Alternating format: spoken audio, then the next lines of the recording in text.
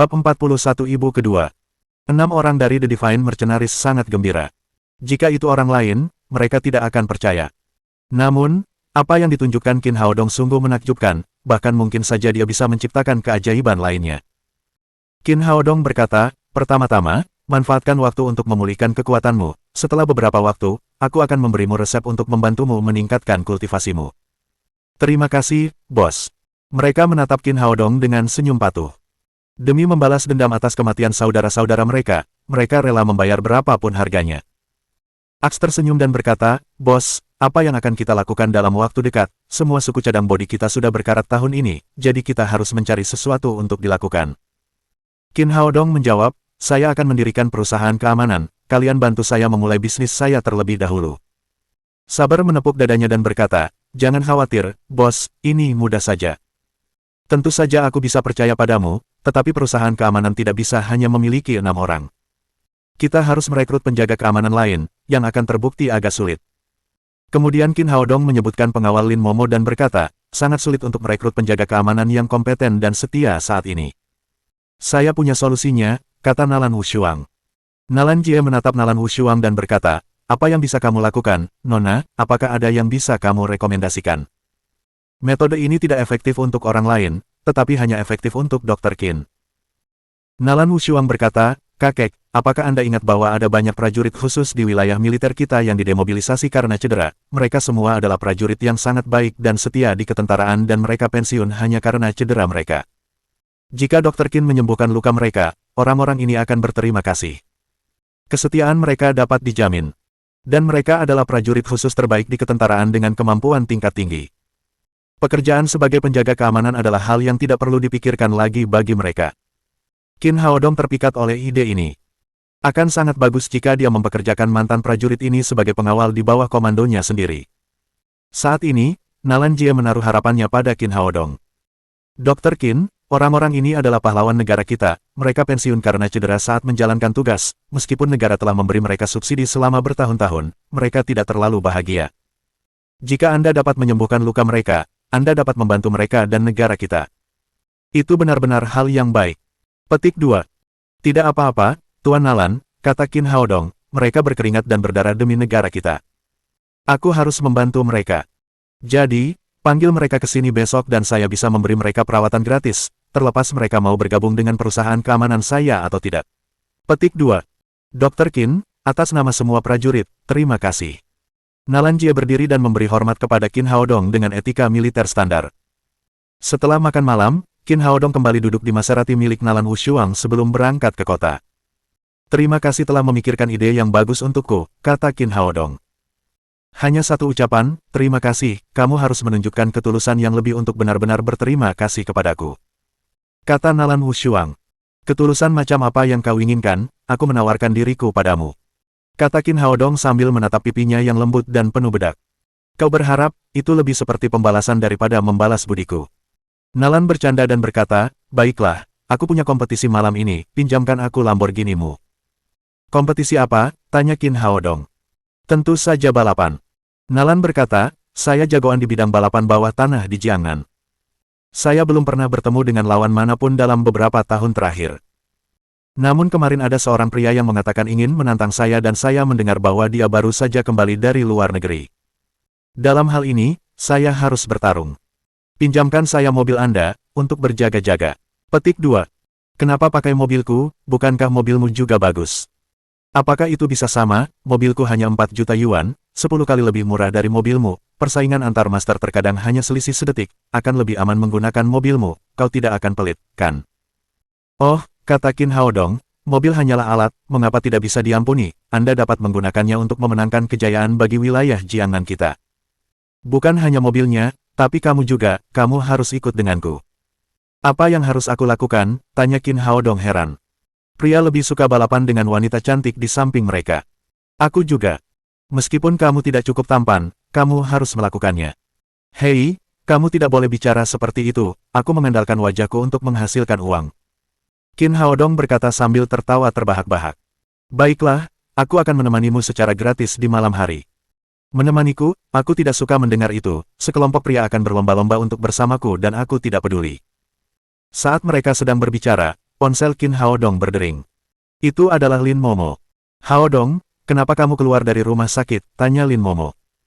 Luka saya sudah sembuh, mengapa saya masih di sana? Cepat selesaikan formalitas pemulangan. Lin Momo tahu keterampilan medis Qin Haodong, jadi dia tidak lagi terlibat dengan topik ini. Aku punya sesuatu untuk ditangani di sini, kamu pergi jemput Tang Tang. Baiklah, aku akan pergi. Qin Haodong tidak keberatan. Ada serangan beruntun terhadap Lin Momo. Mungkin itu akan melibatkan si kecil, tetapi dia tidak akan merasa tenang jika dia membiarkan orang lain menjemputnya. Setelah menutup telepon, dia menoleh ke Nalan Wushuang. Ayo, ikut aku ke taman kanak-kanak untuk menjemput anak-anak. Berapa umurmu dan bagaimana menurutmu menjadi seorang ayah baptis? Tanya Nalan Wushuang. 2 hari ini dia diam-diam bertanya tentang hubungan antara Qin Haodong dan Lin Momo. Mereka belum saling mengenal lama, dan gadis itu adalah putri kandung Qin Haodong, jadi dia banyak bersantai. Qin Haodong tertawa dan berkata, sangat menyenangkan menjadi seorang ayah baptis, saya menjadi seorang ayah secara langsung tanpa mengeluarkan uang sepeser pun untuk pernikahan. Kamu terlalu banyak bercanda. Nalan Wushuang menatap Qin Haodong dengan cara yang menawan. Ngomong-ngomong, aku butuh bantuanmu untuk satu hal, aku punya 2 ekor anjing Mastiff Tibet di rumahku, bisakah kau mendapatkan sertifikat anjing untukku saat kau punya waktu, akan lebih mudah untuk membawa mereka keluar. Qin Haodong tahu bahwa anjing besar seperti Mastiff Tibet sangat sulit mendapatkan sertifikat anjing di daerah perkotaan, jadi ia meminta bantuan Nalan Wushuang. Gampang, nanti saja berikan aku foto anjing-anjingnya. Nalan Wushuang setuju sepenuh hati. Sambil berbincang, mereka tiba di TK Gold Brand dan jadi lift. Dia turun bersama Qin Haodong dan berjalan ke TK untuk menjemput si kecil. Papa, aku sangat merindukanmu. Si kecil melompat keluar kelas dan melihat Nalan Wushuang berdiri di samping Qin Haodong. Dia mengabaikan Qin Haodong, tetapi membuka 2 tangan berdaging dan berteriak kepada Nalan Wushuang, Bibi, peluk. Bayi yang cantik sekali. Nalan Wushuang sangat gembira melihat Tang Tang yang seperti boneka sehingga dia segera mengulurkan tangan dan memeluknya. Wajah Qin Haodong memerah karena malu, dia tidak menyangka anak kecil itu akan mengkhianatinya ketika dia melihat Nalan Wushuang untuk pertama kalinya. Putrinya dibesarkan dengan sia-sia. Bibi, cantik sekali dirimu. Sambil berbicara, dia menggeliat nakal dalam pelukan Nalan Wushuang dan menyentuhnya sana-sini, membuat Nalan Wushuang agak gelisah. Tak lama kemudian, si kecil berlari ke dada Qin Haodong dan berbisik di telinganya, Papa, Bibi berkulit putih susu, pinggang ramping, beranya tidak berbusa dan tidak berkawat, payudaranya asli, lebih besar dari Mama. Karena kebisingan di taman kanak-kanak, Nalan Wushuang tidak mendengar apa yang dikatakan anak itu, tetapi Qin Haodong terkejut bahwa putrinya bekerja menyamar untuknya. Dengan gembira, dia mencium pipi anak kecil itu dengan penuh semangat. Anak itu sangat bijaksana. Papa, Bibi ini sangat baik, aku menyukainya, bisakah dia menjadi ibu keduaku?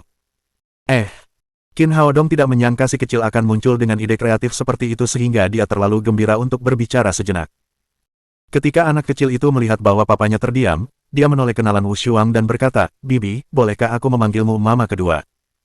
Nalan, dengan pipi memerah, menatap Qin Haodong dengan marah. Apakah kamu yang mengajarinya? Apakah kamu tidak takut merusaknya? Namun dia gembira dalam hatinya, tampaknya anak itu sungguh menyukainya. Qin Haodong menyilangkan tangannya. Aku tidak mengajarinya hal ini. Tidak akan ada yang mempercayaimu. Nalan Wushuang memutar matanya dengan menawan. Mama kedua, bukan papa yang mengajarkan aku begini, kata si kecil sambil nyengir lebar. Lihat. Aku dizalimi, kata Qin Haodong kepada si kecil. Tang Tang, siapa yang mengajarimu melakukan itu? Tidak ada yang mengajariku. Wang Xiaoming di kelas kami punya 6 ibu. Kurasa papaku lebih cakap daripada papanya. Jadi, aku seharusnya punya 12 ibu. Nalan Wushuang memahami bahwa orang tua anak-anak di taman kanak-kanak bangsawan adalah orang kaya. Tidak mengherankan jika anak-anak ini bahkan membandingkan hal-hal semacam itu. Tang Tang, tidak pantas jika berpikir seperti itu, kata Qin Haodong. Tepat ketika Nalan Wushuang mengira Qin Haodong telah mendidik anak kecil itu, dia melanjutkan dengan berkata, kita adalah orang-orang yang rendah hati. Bagaimana kita bisa menggandakan jumlah orang lain? Papa akan mencarikanmu 7 ibu, hanya 1 lebih banyak darinya. Nalan Wushuang hampir mati lemas. Bagaimana dia bisa mendidik anaknya seperti ini? Si kecil berpikir sejenak dan mengangguk dengan sungguh-sungguh. Baiklah, katanya, seminggu ada 7 hari, 1 ibu ada sehari. Melihat ekspresi serius anak itu, Qin Haodong tertawa. Putrinya sungguh luar biasa. Kenapa tertawa? Seorang ibu setiap hari, apakah kamu bisa mengatasinya? Nalan Wushuang menatap Qin Haodong dengan marah. Mama kedua, apa singkatnya dengan papa? Seorang ibu menemaniku bermain seharian. Papa tidak akan sibuk. Pipi Nalan Wushuang tiba-tiba memerah sampai ke telinganya, dan dia mengaku salah menafsirkan maksud anak itu. Qin Haodong tertawa lagi dan bertanya pada Nalan Wushuang, menurutmu apa itu? Nalan yang semakin malu pun menuju ke tempat parkir. Qin Haodong mengikutinya sambil menggendong si kecil di tangannya. Setelah masuk ke dalam mobil, si kecil bernyanyi tak henti-hentinya dalam pelukan Qin Haodong. Tang Tang, lagu apa yang sedang kamu nyanyikan? Qin Haodong bertanya. Apa kamu tidak mengetahuinya, kata Nalan Wushuang sambil mengemudi. Ini adalah lagu terbaru Ouyang Sanshan, Flowers Under the Moon. Oh, jawab Qin Haodong. Siapakah Ouyang Sanshan? Ya Tuhan, kau bahkan tidak mengenal Ouyang Sanshan. Aku ragu kau berasal dari bulan. Nalan Wushuang menatap Qin Haodong dengan aneh, lalu berkata kepada anak kecil itu, apakah kamu sudah memberitahu ayahmu siapa Ouyang Sanshan? Dia bintang yang luar biasa. Banyak anak di kelas kami yang menyukainya. Aku juga menyukainya. Dia idolaku. Kau tahu, Ouyang Sanshan adalah idola seluruh negeri, kata Nalan Wushuang, seorang bintang terkenal di dunia, dan kau bahkan tidak tahu apa yang diketahui Tang Tang. Qin Haodong tidak mengenal Ouyang Sanshan. Pekerjaan dan pelajaran sekolah menyita perhatiannya. Namun, ia juga membaca buku di waktu luangnya. Namun, dia tidak tahu apapun tentang dunia hiburan. Bab 42 Seorang putri yang menjebak ayahnya. Meskipun Ouyang Sanshan terkenal, ia berpendapat bahwa anak-anak harus menyanyikan lebih banyak lagu yang ramah anak. Tang Tang, kamu masih sangat kecil, kamu harus lebih banyak menyanyikan lagu anak-anak, seperti Little Duck dan Little Nessa. Tidak, tidak, tidak. Si kecil menjabat tangannya dan berkata, itu lagu-lagu yang dinyanyikan anak-anak di kelas dasar, aku di kelas menengah, aku akan menyanyikan lagu-lagu orang dewasa. Melihat sikap serius anak itu, Nalan Wushuang tertawa histeris. Kamu terlalu suka mengatur. Dia bebas memilih lagu apa yang akan dinyanyikan. Ya, mama kedua baik padaku. Si kecil itu menggema. Suasana menjadi riuh dengan si kecil di dalam mobil. Mobil Maserati segera sampai di depan pintu villa keluarga Lin. Qin Haodong melangkah keluar sambil menggendong anak kecil itu. Selamat tinggal, mama kedua, temui aku lebih sering di masa depan. Kata Tang Tang kepada Nalan Wushuang. Selamat tinggal, Tang Tang. Nalan Wushuang mencium pipi anak kecil itu. Qin Haodong tertawa dan berkata, para peramal punya bagian, bagaimana dengan saya? Kau mau, jangan lupa jemput aku malam ini. Nalan Wushuang masuk ke dalam mobil, melambaikan tangan kepada si kecil, lalu melaju pergi.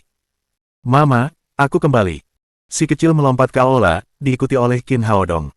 Di aula, seorang pemuda berusia 30 tahun berbicara dengan Lin Momo. Dia melepas mantelnya, memamerkan otot-ototnya yang menonjol, lalu menunjuk ke bekas luka di dadanya dan berkata, ini adalah luka yang kudapat saat melindungi seorang pangeran dari negara penghasil minyak. Ada lebih dari 100 orang di sisi lain dengan berbagai macam senjata di tangan mereka, tetapi akhirnya aku mengalahkan mereka, dan hanya mengalami luka ringan. Membual, memalukan. Ketika anak kecil itu masuk ke dalam ruangan, ia menyaksikan kejadian ini. Ia mengulurkan jari kelingkingnya dan menggaruk pipi anak kecil itu, memberi isyarat kepada pria itu. Pria muda itu menatap Lin Momo, seorang wanita yang seksi dan bak ratu. Demi memenangkan hati Lin Momo, dia berbicara sambil menyemprotkan air liur, tetapi disela dengan cara seperti ini, yang membuatnya sangat kesal. Namun di hadapan anak yang begitu manis, dia tidak bisa berkata apa-apa dan hanya melotot padanya. Ketika Lin Ziyuan melihat Qin Haodong datang, dia segera berdiri dan mengucapkan terima kasih. Dr. Qin, terima kasih banyak telah menyelamatkan Momo dan Tang Tang tadi malam. Dia tahu ceritanya. Jika bukan karena perlindungan Qin Haodong, putri dan cucunya pasti sudah musnah. Qin Haodong tersenyum santai, lalu menatap pria itu dan bertanya pada Lin Ziyuan, Tuan Lin, siapa ini? Dia dengan tajam merasakan dari mata pria itu, ketertarikan pria ini pada Lin Momo. Oh, ini Dongfang Liang, jagoan tentara bayaran di Asia Tenggara, yang baru saja diundang untuk melindungi Momo. Lin Ziyuan kemudian berkata kepada pria itu, ini Dr. Qin Haodong Qin, yang menyelamatkan putri dan cucu perempuanku. Setelah kejadian tadi malam, Lin Ziyuan gemetar karena marah. Dia mempekerjakan Dongfang Liang melalui berbagai hubungan demi keselamatan putrinya. Dongfang Liang adalah seorang tentara bayaran yang sangat terkenal di Asia Tenggara, dikenal sebagai Raja Prajurit. Setelah Lin Ziyuan memperkenalkannya, Dongfang Liang menertawakan Qin Haodong dengan nada meremehkan dan berkata, bagaimanapun, kemampuan seorang dokter masih kurang. Jika saya ada di sana tadi malam, Nona Lin tidak akan pernah diancam, atau dipukuli ke rumah sakit oleh beberapa penjahat. Wajah Qin Haodong tenggelam, dan jelas bahwa orang ini mencari masalah. Dongfang Liang menoleh dan berkata kepada Lin Ziyuan, Tuan Lin, Anda dapat yakin untuk mempercayakan Nona Lin kepada saya mulai hari ini, dengan saya di sisinya, bahkan Raja Surga tidak akan dapat menyentuh sehelai rambut pun di kepalanya. Qin Haodong melirik Dong Fangliang yang sombong dan berkata dengan ringan, jadi, kamu sangat hebat. Tentu saja. Bagaimana menurutmu aku bisa mendapat julukan prajurit raja? Itu semua berkat pertempuran yang sesungguhnya. Dong Fangliang terus-menerus membanggakan prestasinya. Dulu saya berdiri sendiri melawan pasukan tentara bayaran bersenjata, melindungi para pebisnis yang bepergian melintasi wilayah suku kanibal di Afrika, saya bahkan membuat para anggota kamp pelatihan Siberia yang terkenal bersujud kepada saya. Di Asia Tenggara, tak seorang pun menyebut namaku tanpa pujian. Sombong, kamu benar-benar ahli dalam seni licik ini, kalau kamu sangat dihormati, kenapa tidak pergi ke langit? Si kecil mengerutkan kening dan melanjutkan. Papa adalah yang terbaik, 100 kali lebih baik darimu. Dong Fangliang sudah tahu hubungan antara Qin Haodong dan Lin Momo sebelumnya, dan berkata, dasar bocah, kamu tidak mengerti, dokter hanya bisa menjadi dokter, bagaimana mereka bisa dibandingkan dengan pamanmu, Raja Prajurit. Papa yang terbaik, papa yang terbaik. Si kecil berteriak, dia bisa menendangmu seperti bola kulit. Wajah Dong Fangliang berubah saat anak itu memandang rendah dirinya, sesuatu yang membuatnya, seorang pria sombong, sangat tidak nyaman. Dan dia tidak menerima Qin Haodong, yang tidak memiliki otot di matanya. Setelah si kecil selesai berbicara, dia mengalihkan pandangannya ke Qin Haodong. Jadi, Dr. Qin juga seorang master. Aku bukan seorang master, tapi jauh lebih baik dari bajingan kecil sepertimu. Nada bicara Qin Haodong terdengar ringan, tetapi begitu dia mengatakannya, ruangan itu langsung dipenuhi bau mesiu yang kuat. Wajah Dong Fangliang benar-benar tenggelam, dia berulang kali ingin memamerkan keahlian bertarungnya. Jika sebelumnya dia tidak melakukannya, sekarang dia membenci dokter kecil itu. Kalau begitu, bagaimana kalau kau bertanding denganku, katanya dengan seringai marah. Pada saat ini, dia mengatupkan giginya di balik mulutnya yang tertutup rapat. Selama Qin Haodong setuju untuk bersaing, dia benar-benar harus membiarkannya menderita dan membiarkan Lin Momo melihat seperti apa pria sejati itu. Lupakan saja, kamu hanya satu pihak, mengapa kita harus bersaing? Lin Momo menatap Qin Haodong dengan khawatir. Dia tidak khawatir dengan kemampuan Qin Haodong, tetapi dia baru saja terluka tadi malam. Meskipun dia sudah meninggalkan rumah sakit, dia tidak tahu apakah dia sudah pulih sepenuhnya. Melihat reaksi Lin Momo, Dong Fangliang mengira Lin Momo kurang percaya diri dengan kekuatan Qin Haodong, yang langsung meningkatkan kekuatannya sendiri.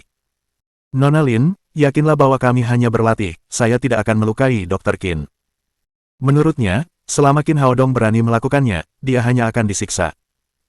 Baiklah, karena Raja Prajurit tertarik, aku akan bermain denganmu, kata Qin Haodong ringan, tapi yakinlah bahwa keterampilan medisku juga sangat baik, aku bisa menyembuhkanmu jika aku menyakitimu. Bagus sekali, aku bisa melihat papa menendang bola lagi. Si kecil menangis kegirangan. Lin Momo memeluknya dan berkata kepada Qin Haodong, kita satu tim, lakukan saja beberapa gerakan acak, oke, jangan merusak keharmonisan. Dong Fangliang, sambil membalikkan pergelangan tangannya, berkata dengan bangga, jangan khawatir, kita tidak akan membuat masalah, hanya butuh beberapa detik untuk membuatnya tahu betapa hebatnya aku. Pria ini merasa sangat percaya diri. Dia adalah Raja Prajurit di Asia Tenggara. Dia tidak akan bisa ditantang oleh seorang dokter kecil.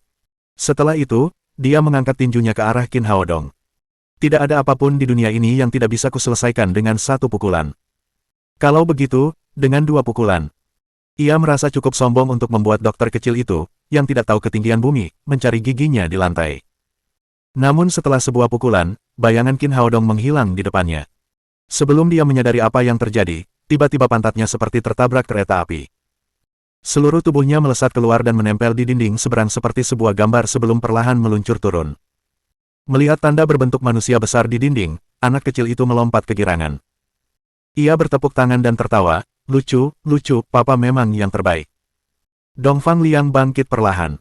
Wajahnya menempel di dinding, hidungnya pecah dan berlumuran darah. Ia tidak percaya ia kalah dari dokter cilik seperti ini. Ia begitu marah hingga berteriak, nak, jangan sembunyi kalau kau punya kemampuan. Kemudian dia mencoba meninju wajah Qin Haodong dengan kekuatan penuh. Baiklah, aku tidak akan bersembunyi. Qin Haodong juga meninju, kedua buku jari mereka beradu, tubuh Dong Fangliang terpental kembali, menempel lagi di dinding, namun kali ini di belakangnya. Hebat, hebat, papa hebat sekali. Si kecil menggeliat bahagia di pelukan Lin Momo. Sambil meremas pergelangan tangan yang hampir patah, Dong Fangliang menyadari betapa kuatnya Qin Haodong. Bagaimanapun, dia adalah pengawalnya sendiri. Lin Ziyuan mendekat dan bertanya, Tuan Dongfang, apakah Anda baik-baik saja? Tidak ada. Tidak ada. Dongfang Liang berdiri dengan tergesa-gesa. Tuan Lin, sebenarnya, sebagai pengawal, keterampilan tinju adalah hal yang sekunder, yang terpenting adalah penggunaan senjata, pemahaman waktu, dan pengalaman tempur yang kaya. Dia menatap Qin Haodong dengan marah. Dia ingin pamer agar Lin Ziyuan melihat nilainya. Akan lebih baik lagi jika dia memenangkan hati presiden cantik itu.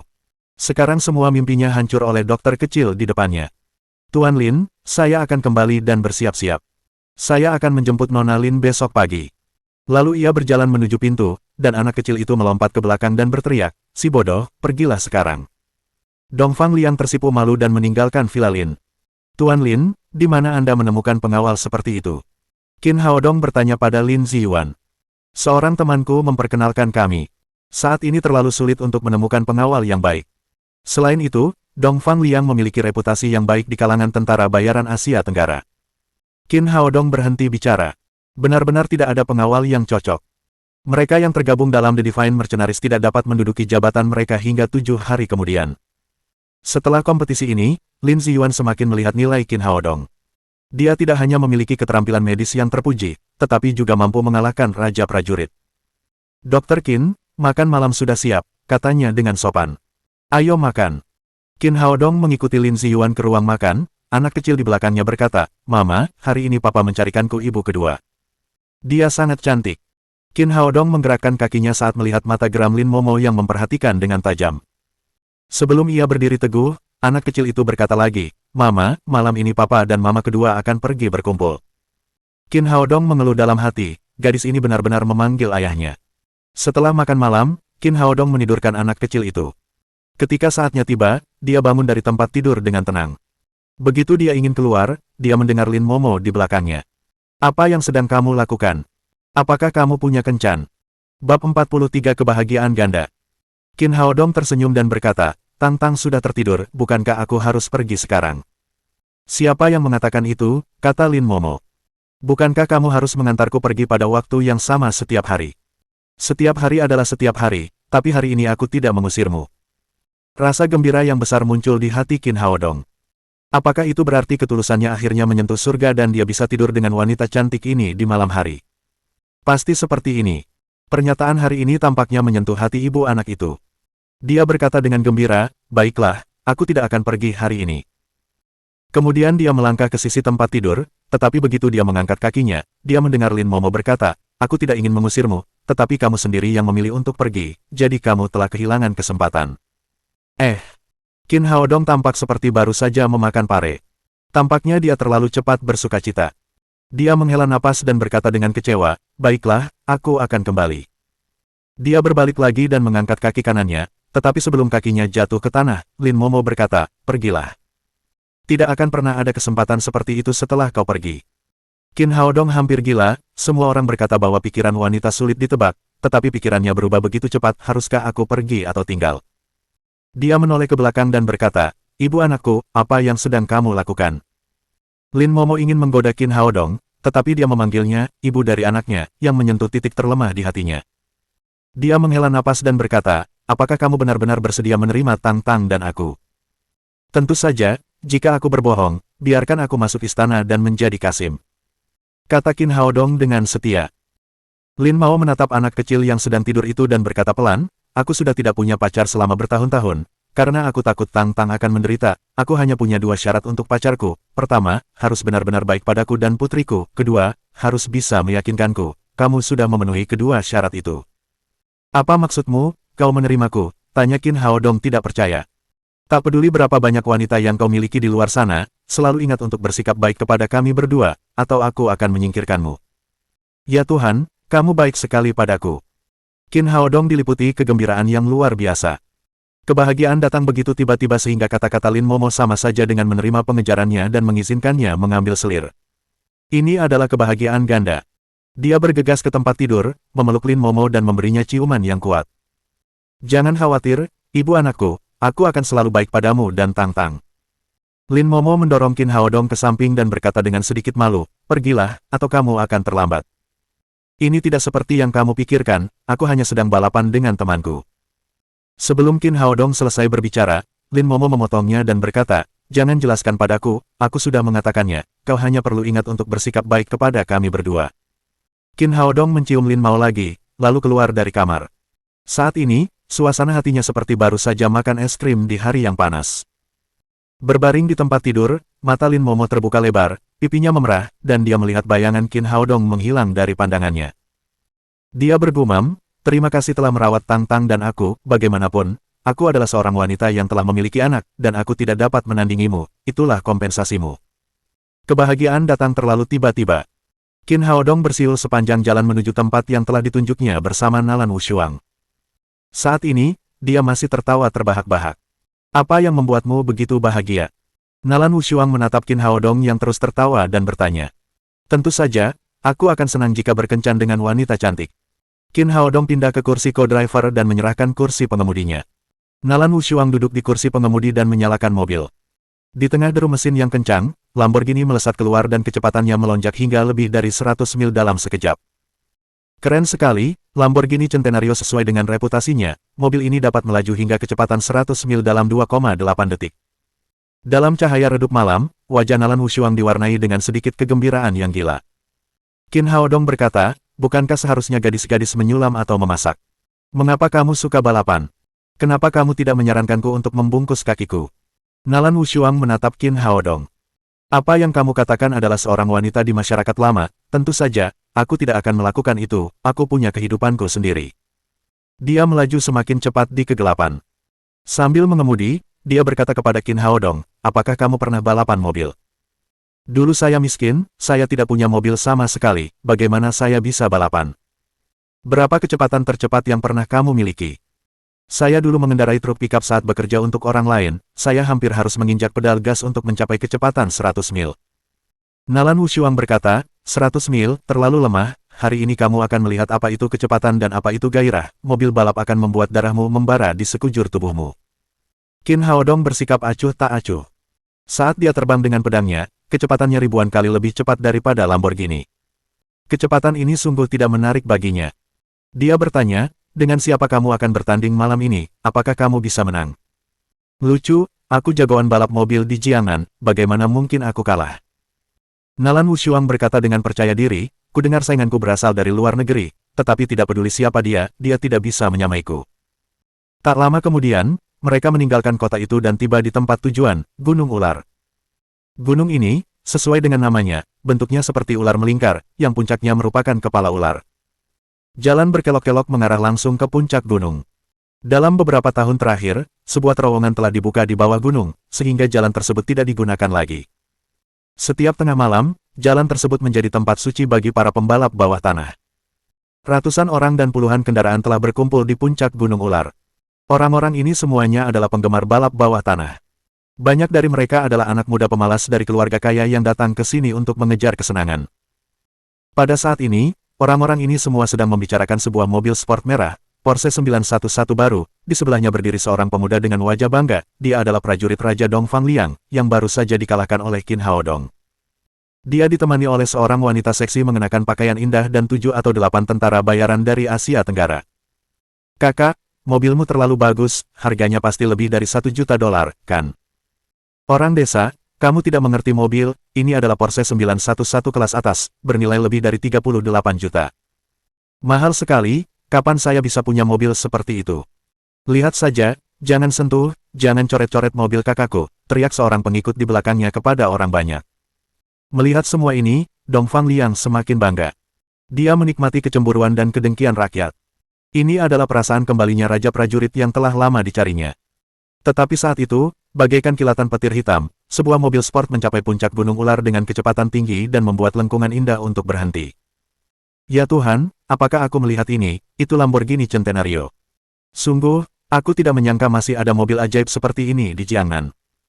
Apakah ini mobil yang bagus, apakah lebih baik dari Porsche 911?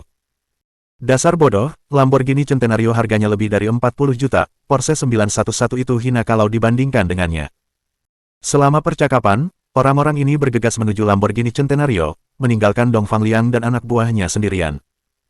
Dongfang Liang langsung tidak senang, awalnya dia pikir Porsche 911 miliknya cukup untuk menghancurkan kendaraan lain, tetapi pada akhirnya, dia malah diinjak-injak oleh orang lain. Mengapa begitu sulit untuk pamer? Nalan Wushuang membuka pintu dan keluar dari mobil. Kerumunan orang tiba-tiba mendidih lagi. Dewi Mobil, ini Dewi Mobil datang. Wanita cantik, mobil cantik, kudengar ada yang ingin menantang Dewi Mobil, dia benar-benar kurang pertimbangan.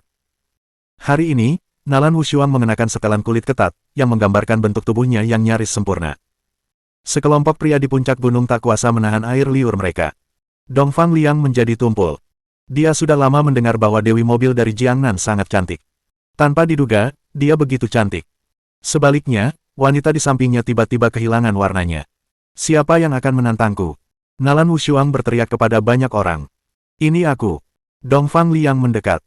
Penampilan Nalan Wushuang sama dengan Presiden cantik Lin Momo, jadi akan sangat bagus jika dia bisa mendapatkan kembali kecantikannya. Dan dia yakin dengan kemampuan mobilnya, dia pasti akan menduduki wanita di depannya. Baiklah, mari kita mulai, kata Nalan tak tertandingi. Tunggu sebentar, kata Dongfang Liang, karena ini balapan, kita harus bertaruh. Ayo, apa yang akan kamu pertaruhkan, tanya Nalan Wushuang. Baiklah, aku akan bertaruh 500.000 pada bramu dan minum bersamaku malam ini. Dongfang Liang berkata sambil tertawa penuh nafsu. Apakah kamu ingin mati? Wajah Nalan Wushuang berubah dingin ketika dia menyadari bahwa pria ini memanfaatkannya. Yah, tidak berani berjudi. Bukankah kamu disebut Dewi Mobil? Apakah kamu takut kalah? Dongfang Liang berkata dengan penuh kemenangan. Nalan Wushuang baru saja ingin mengatakan sesuatu ketika dia mendengar suara berkata, setuju. Semua orang tercengang. Siapa yang berani mengambil keputusan untuk Dewi Mobil? Menoleh ke arah suara itu, seorang pemuda tampan keluar dari Lamborghini. Qin Haodong hanya ingin ikut balapan dan menontonnya. Tanpa diduga, Dongfang Lianglah yang ingin menantang Nalan Wushuang. Sepertinya mereka punya ikatan, jadi dia keluar dari mobil. Itu kamu. Mata Dongfang Liang menyala-nyala, beberapa jam yang lalu, dia memukul seperti anjing oleh orang ini. Prajurit Raja, sayangnya, kita bertemu lagi begitu cepat. Qin Haodong tertawa gembira.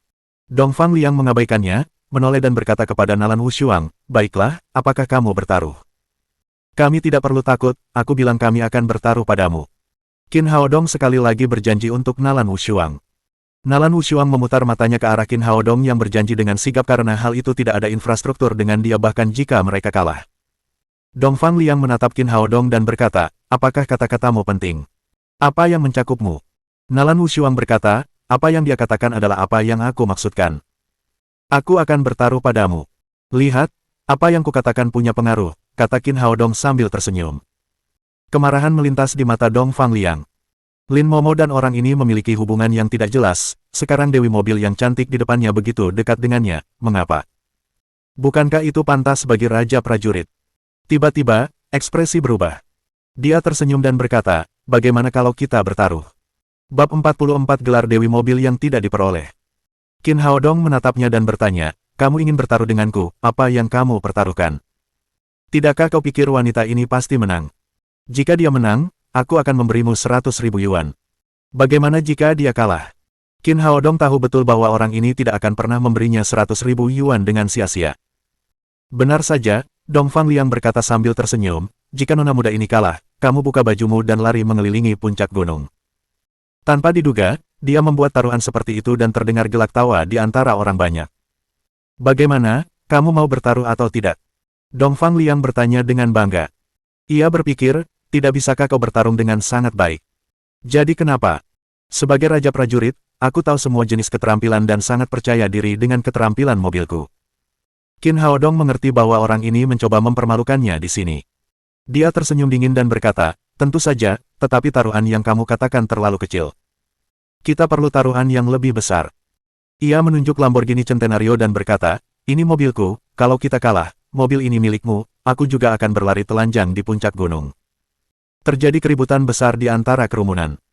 Semua orang mengira mobil itu milik Nalan Wushuang, tetapi mobil itu milik pemuda berpakaian biasa di depan mereka, dan dia berani bertaruh sebanyak itu. Itu adalah mobil mewah seharga lebih dari 40 juta yuan.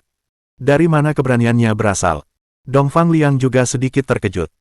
Dia hanya ingin Qin Haodong kehilangan muka. Dia tidak menyangka dia akan menaikkan taruhannya begitu banyak sekaligus. Qin Haodong melanjutkan, kamu pasti tahu nilai mobil ini, kalau kamu kalah, beri aku 40 juta yuan dan lari telanjang di puncak gunung, bagaimana, berani atau tidak? Wajah Dong Fangliang penuh dengan rasa malu, dia berkata dengan wajah merah, aku tidak punya uang sebanyak itu. Meskipun ia mengaku sebagai raja prajurit, ia sebenarnya hanyalah seorang tentara bayaran terkenal di Asia Tenggara. Meskipun ia telah memperoleh sejumlah uang selama bertahun-tahun, 40 juta masih di luar tabungannya. Dia mengajukan taruhan, dan sebagai hasilnya, dia tidak mampu membayar uang sebanyak itu. Sungguh memalukan. Qin Haodong berencana mendirikan perusahaan keamanan yang membutuhkan uang. Awalnya, dia ingin meraup untung besar dari Dong Fangliang. Tanpa diduga, orang ini ternyata orang miskin. Namun, dia tidak mau melepaskannya. Dia bertanya, berapa banyak uang yang kamu punya? 15 juta. Dong Fangliang berkata bahwa itu semua miliknya. Qin Haodong berkata, baiklah, 15 juta, ditambah mobilmu, kalau begitu aku akan bertaruh denganmu. Orang-orang yang menyaksikan keributan itu terkejut. Apakah pemuda ini bodoh? Bertaruh 40 juta yuan dengan uang kurang dari 20 juta yuan, dia punya keyakinan untuk menang atau dia punya masalah mental. Dong Fangliang sangat gembira mendengarnya, dia bisa mengambil keuntungan dalam taruhan ini. Lamborghini Centenario tidak bisa dibeli dengan uang, dia langsung berjanji, baiklah, aku akan bertaruh denganmu. Karena takut Qin Haodong akan menyesal, dia segera menoleh ke salah satu stafnya dan berkata, buat kontrak sekarang juga. Anak buahnya diperlengkapi dengan baik, mereka segera mengeluarkan laptop dan printer serta mencetak 2 kontrak. Karena mereka tidak tahu nama Nalan Wushuang, pihak-pihak yang menandatangani kontrak tercatat sebagai Lamborghini Centenario dan Porsche 911. Dong Fangliang menyerahkan kontrak itu kepada Qin Haodong. Jika Anda tidak keberatan, kami akan menandatanganinya. Qin Haodong melihatnya dan menemukan bahwa kontraknya standar dan tidak ada jebakan. Dia langsung menandatangani namanya. Taruhan Nalan Wushuang juga tertulis dalam kontrak, dia juga menandatangani namanya. Dengan senyum kemenangan, Dong Fangliang tampak melihat pemandangan kemenangannya. Setelah menandatangani namanya, ia membuat kontrak rangkap 2. Satu diserahkan kepada Qin Haodong dan yang lainnya ke dalam sakunya. Sambil melirik Dong Fangliang, Qin Haodong diam-diam bersukacita karena dia tidak akan pernah kalah. Setelah kontrak ditandatangani, Qin Haodong dan Nalan Wushuang masuk ke Lamborghini, dan Dong Fangliang membawa wanita itu ke Porsche 911. Kompetisi pun dimulai. Wasit menembakkan pistol start di tangannya saat kedua mobil berada di jalur yang sama.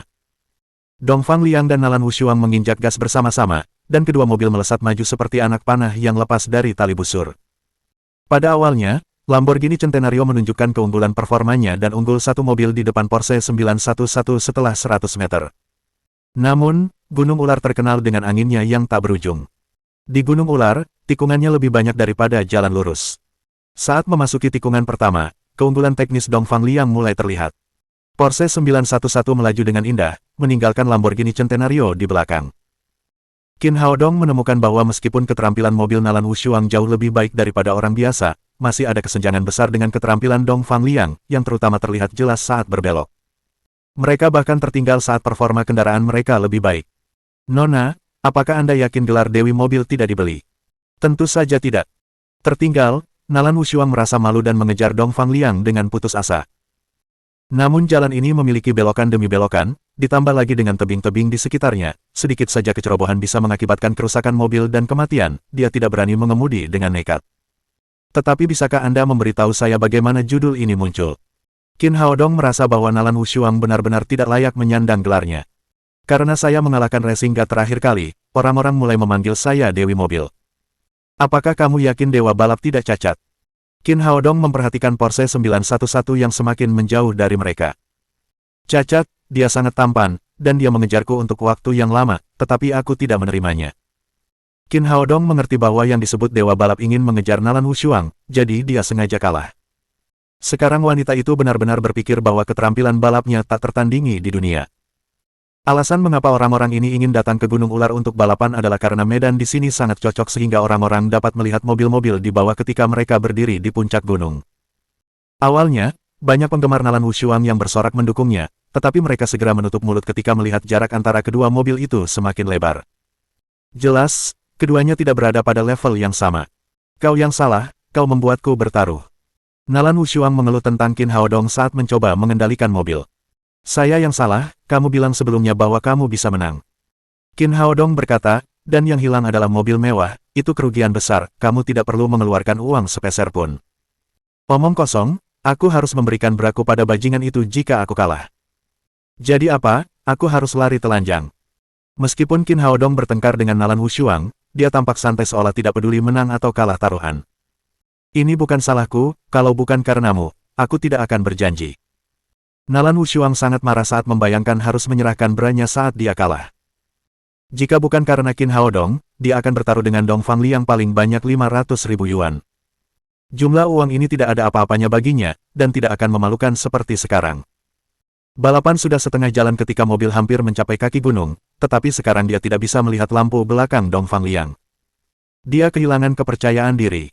Melihat Nalan Wushuang yang sudah hampir putus asa, Qin Haodong tertawa dan berkata, "Aku bisa membantumu memenangkan permainan, tapi taruhanmu dan orang itu akan jatuh padaku." Nalan Wushuang menatap Qin Haodong. "Jika kamu membantuku menang, aku akan memberimu 500.000 dolar lagi."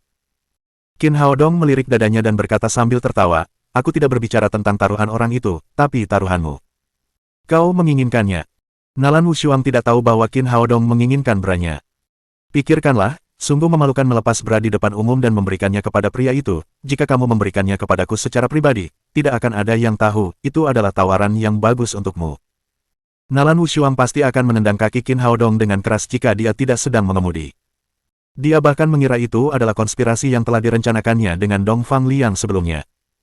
"Jika kamu kalah, kamu akan berlari telanjang dan memberikan mobil, aku yakin kamu tidak akan membantuku." Qin Haodong berkata dengan acuh tak acuh, "Saya seorang pria, dan saya tidak peduli untuk berlari telanjang, dan mobil ini awalnya milik keluarga Nalan Anda, saya tidak akan merasa menyesal kehilangannya." Nalan Wushuang mengertakkan gigi karena marah. "Biar ku ingatkan kau. Sekarang sudah hampir setengah jalan. Kalau kau tidak mengambil keputusan saat kita sampai di kaki gunung, aku tidak bisa menahannya." Selama percakapan, kedua mobil itu tiba di kaki gunung secara berurutan. Porsche 911, sesuai dengan jadwal balapan yang ditetapkan, mengitari meja putar kecil dan berputar untuk melaju ke atas gunung. Dengan sedikit waktu tersisa, Nalan Wushuang mengertakkan gigi dan berkata, "Aku berjanji padamu." Qin Haodong tertawa dan sepertinya telah meramalkan bahwa dia akan setuju. "Saya siap, mari kita ganti tempat duduk." Kemudian dia mengulurkan tangan dan memegang Nalan Wushuang, dan mereka berdua melakukan transposisi berkecepatan tinggi di ruang sempit. "Dasar, bajingan." Nalan Wushuang duduk di kursi pengemudi dan menatap Qin Haodong dengan marah. Pria ini memanfaatkannya dengan berpindah tempat duduk. Meskipun waktunya singkat, dia tetap merasakan panas di dada dan pantatnya, yang memberinya perasaan yang belum pernah terjadi sebelumnya. "Saya tidak bisa menyalahkannya. Itu terlihat jelas di sana. Bagian lain tidak mudah dipegang. Anda bisa melihat betapa berbahayanya itu. Kita akan membunuh jika kita tidak cukup cepat." Qin Haodong berkata dengan merasa benar sendiri. "Jika kau tidak menang, aku akan menendangmu." Nalan Wushuang tiba-tiba teringat sesuatu, "Bukankah kamu bilang kamu tidak pernah mengendarai mobil balap?" "Ya, aku belum pernah ikut lomba sebelumnya. Tapi menurutku itu sangat mudah, meskipun ini pertama kalinya, aku tetap lebih baik darimu."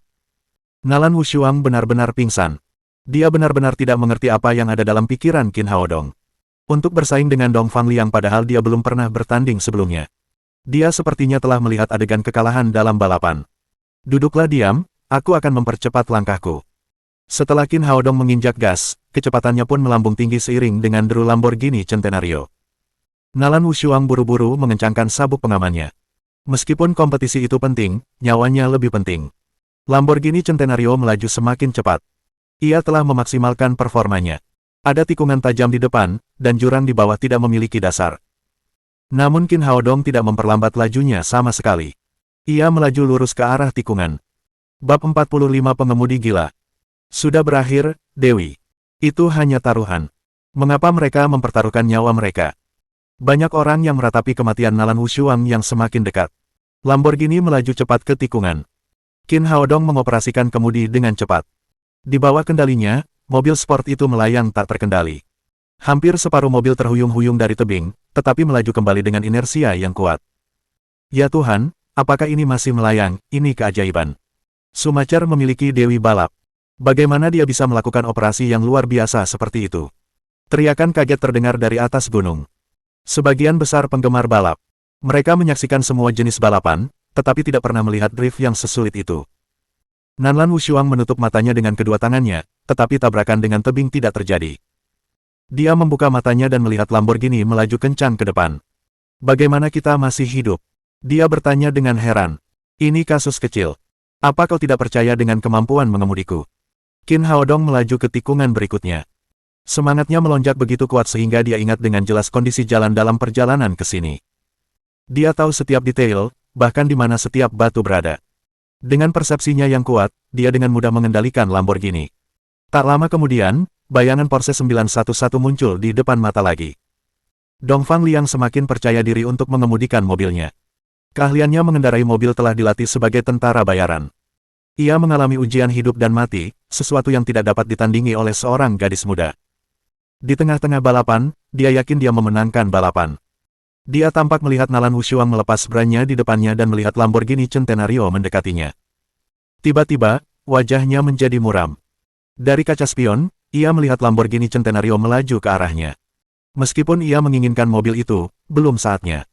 Tanpa senyum, ia memacu Porsche 911 itu dengan kecepatan penuh.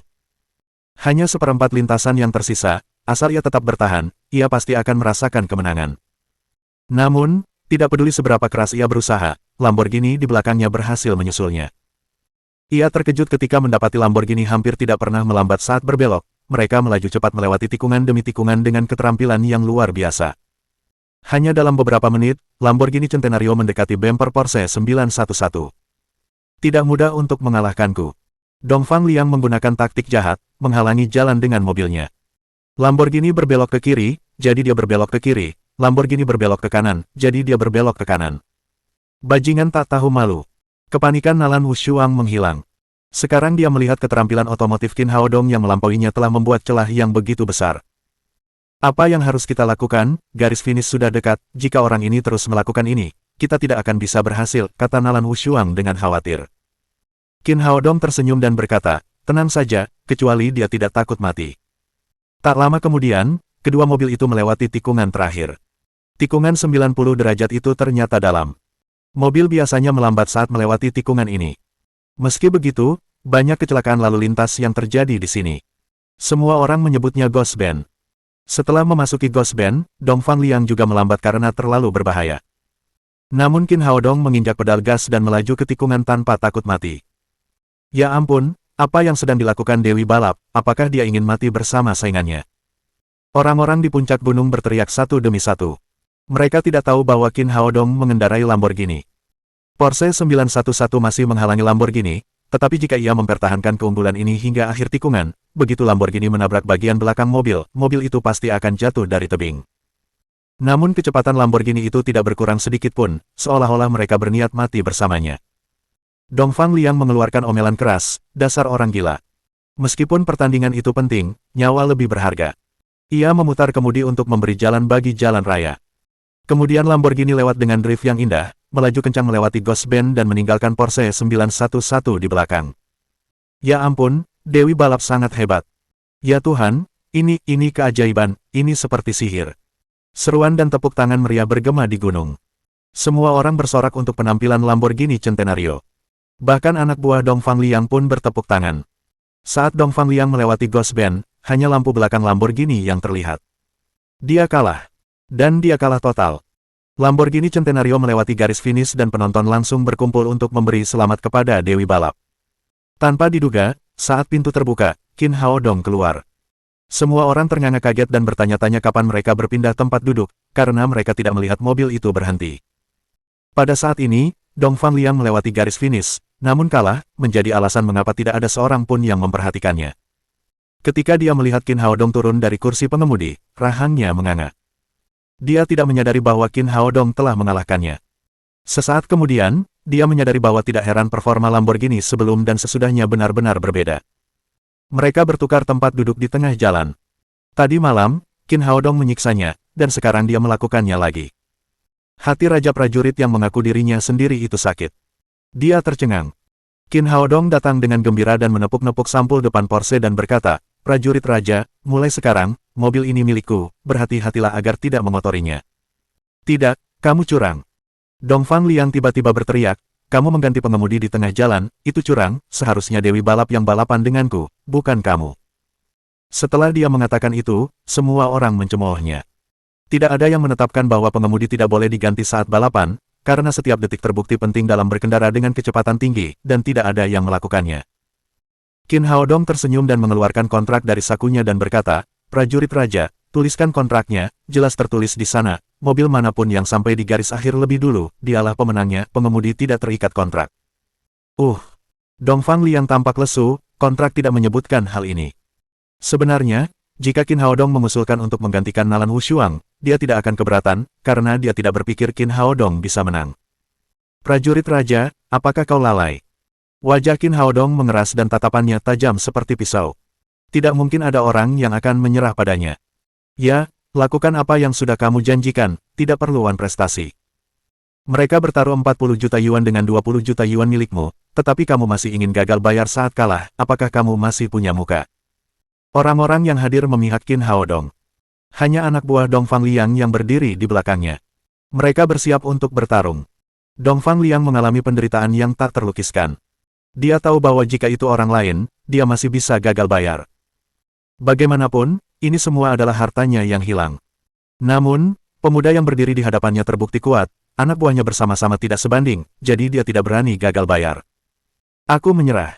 Dia mengatupkan giginya dan mentransfer 15 juta yuan ke Qin Haodong dan 500 ribu yuan ke Nalan Wushuang dengan teleponnya. Setelah itu, dia melemparkan kunci porsenya ke Qin Haodong dan berkata kepada anak buahnya, ayo pergi. Tunggu sebentar. Qin Haodong menghentikan Dongfang Liang dan berkata sambil tertawa, prajurit raja, taruhanmu tampaknya belum sepenuhnya terpenuhi. Dongfang Liang bertanya dengan marah, uang sudah diberikan kepadamu dan mobil sudah diberikan kepadamu, apalagi yang kamu inginkan? Qin Haodong mengangkat kontrak di tangannya dan berkata sambil tertawa, prajurit raja, ingatanmu buruk, untungnya, taruhannya ditulis dengan hitam di atas putih, kamu harus berlari telanjang di puncak Gunung Ular. Ayo, semua orang menunggu untuk melihatnya. Jangan pergi terlalu jauh, King Haodong.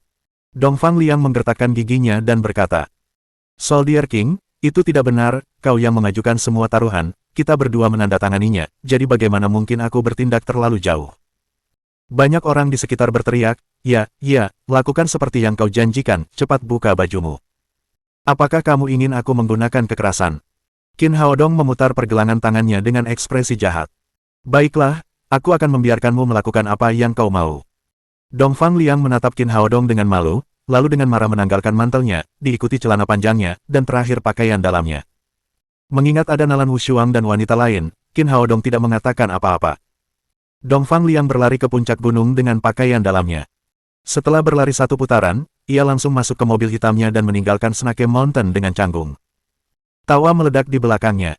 Setelah selesai, Qin Haodong meninggalkan Gunung Ular dengan Lamborghini dan Nalan Wushuang dengan Porsche 911 yang mewah. Nalan Wushuang membantu menyetir Porsche kembali ke rumah Qin Haodong. Kemudian Qin Haodong mengantar Nalan Wushuang ke rumahnya. Ketika mereka tiba di sanatorium militer, Nalan Wushuang berkata, terima kasih, kalau tidak, saya akan kalah malam ini. Qin Haodong tertawa dan berkata, jangan sebutkan itu, tanpamu, aku tidak mungkin bisa mendapatkan 15 juta yuan dan mobil baru. Kalau begitu aku pergi, selamat tinggal. Namun, Qin Haodong memegang tangannya saat dia berbalik.